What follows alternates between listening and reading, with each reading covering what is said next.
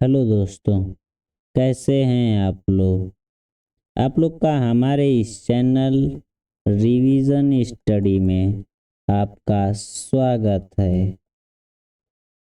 और आज हम स्टार्ट करेंगे अभिकेंद्र बल और अभिकेंद्र त्वरण से जुड़ी हुई कुछ महत्वपूर्ण जानकारी।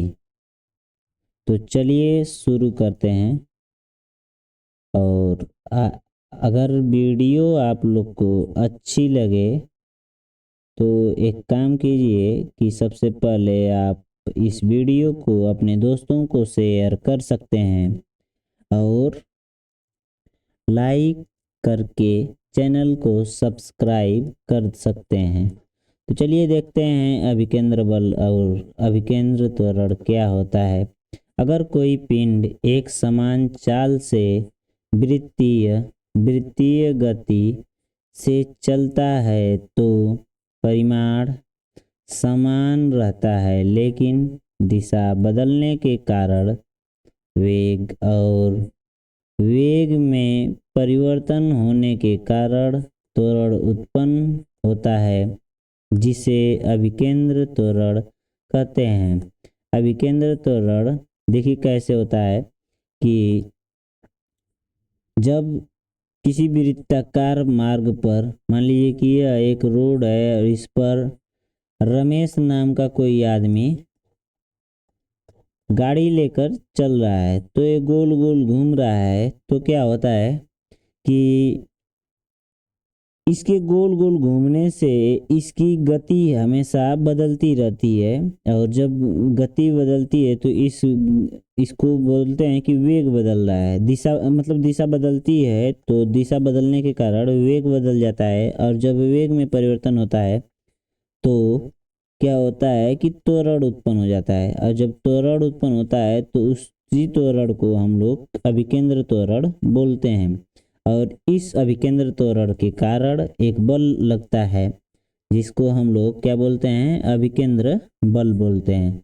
देखिए आगे चलते हैं। अभिकेंद्र बल और अभिकेंद्र त्वरण की दिशा एक ओर होती है, लेकिन वेग की दिशा स्पर्श रेखा की दिशा में होती है। किसी वस्तु की वृत्तीय मार्ग पर घूमने के लिए अभिकेंद्र बल की आवश्यकता होती है।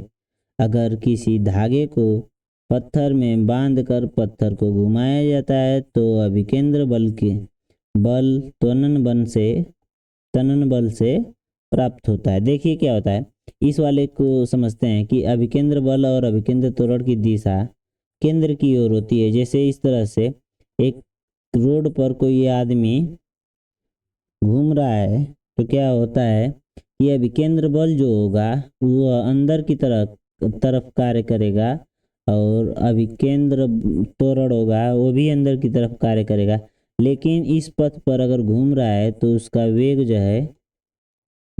जो है काम करेगा यह स्पर्श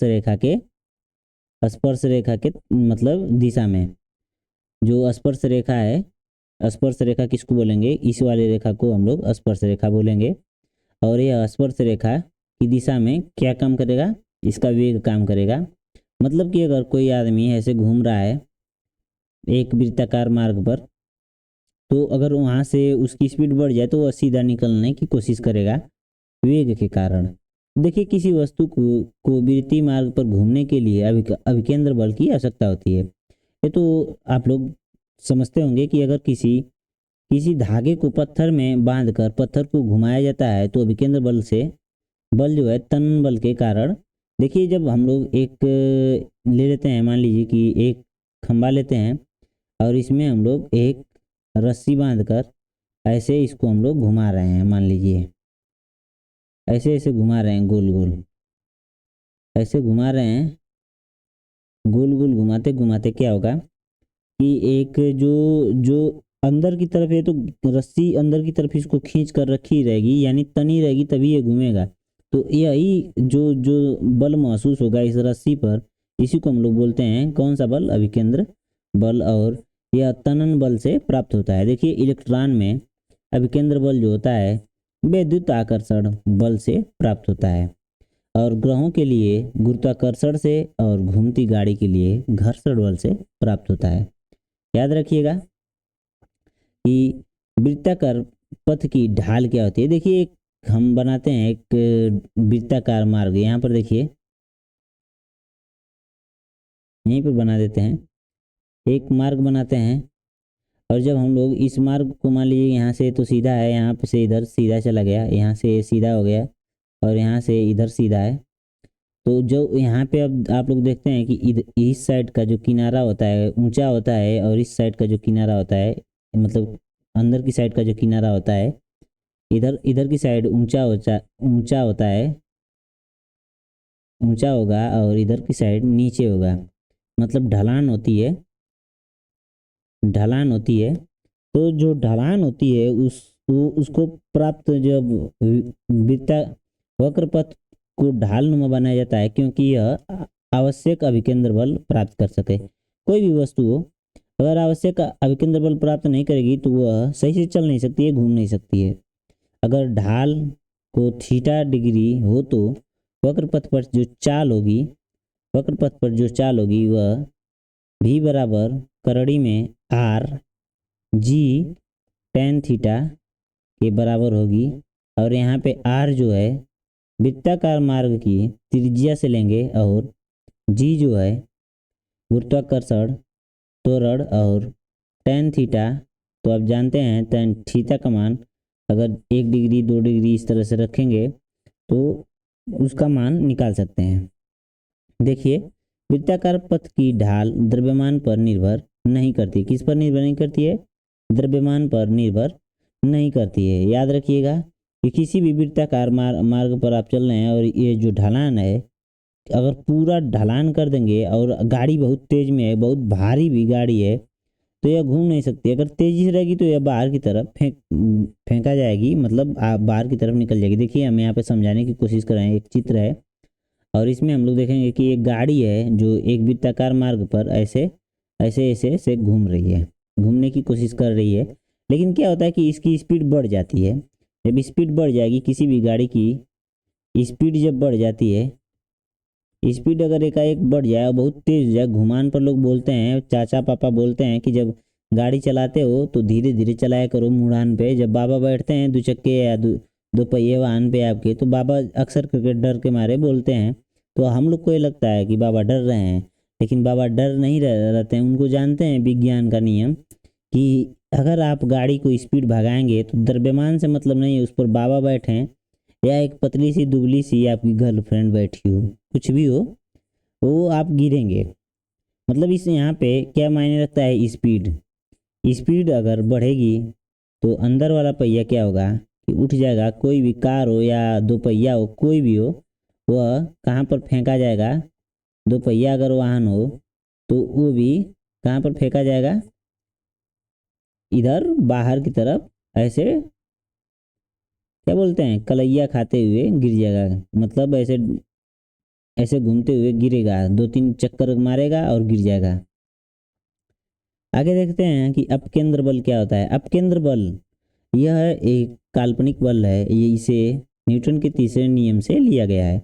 मतलब न्यूटन के तीसरे नियम की जो सत्यता है उसको प्रमाणित करने के लिए अपकेंद्र बल को लाया गया। लेकिन अपकेंद्र बल क्या है?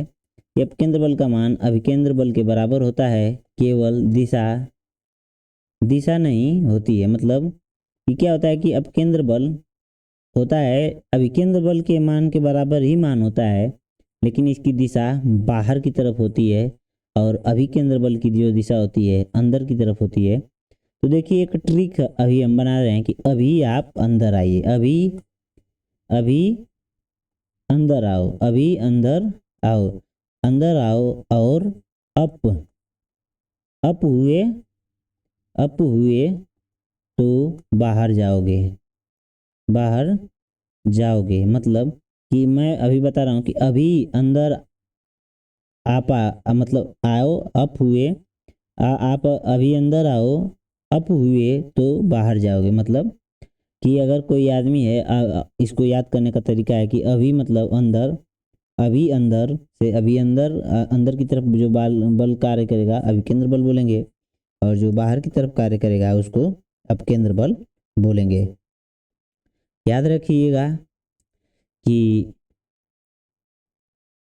इसमें कुछ उदाहरण हैं जो बहुत महत्वपूर्ण हैं, जिसमें एक है दूध से मक्खन निकालने वाली मशीन। दूध से मक्खन निकालने वाली मशीन जो होती है वो बाहर की तरफ कार्य करती है। वॉशिंग मशीन ये भी बाहर की तरफ कार्य करती है। अपकेंद्रीय मशीन, अपकेंद्रीय पंप जो होता है ये भी बाहर की तरफ कार्य करता है। कोणीय समवेग को देख लेते हैं। कोणीय समवेग क्या होता है कि कोणीय गति की मात्रा को बताता है कोणीय संवेग। कोणीय संवेग क्या होता है कि यह कोणीय गति की मात्रा को बताता है, कोणीय गति की मात्रा को बताने का कार्य करता है।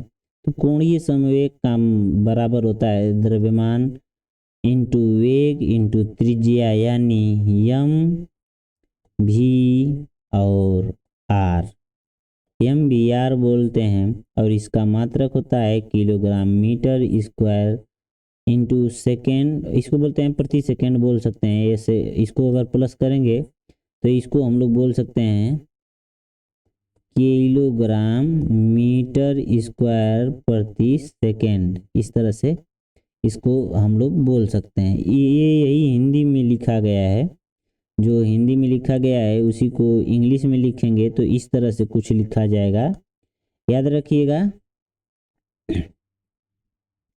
यह एक सदिश राशि है। कोणीय समवेग क्या है? सदिश राशि है। कोणीय समवेग का संरक्षण का सिद्धांत है, उसको देख लेते हैं। इस सिद्धांत के अनुसार किसी वस्तु पर बाह्य बल आघूर्ण आरोपित ना हो तो उस वस्तु पर कुल कोणीय समवेग संरक्षित रहता है। देखिए इसको उदाहरण के तरीके से देखेंगे तो बहुत आसानी से देख पाएंगे और समझ पाएंगे कि अगर किसी घूमते हुए टेबल पर अपनी बाहों को फैलाकर घूम रहे हैं, यदि आप अपनी बाह को सिकोड़ते हुए बॉडी के पास लाएंगे तो आपके घूमने की स्पीड बढ़ जाएगी। देखिए बताते हैं, कुछ ज़्यादा नहीं है। यहाँ पे मान लीजिए कि यह हमारे देश के प्रधानमंत्री नरेंद्र मोदी जी हैं और ये क्या हैं? अमित शाह। अमित शाह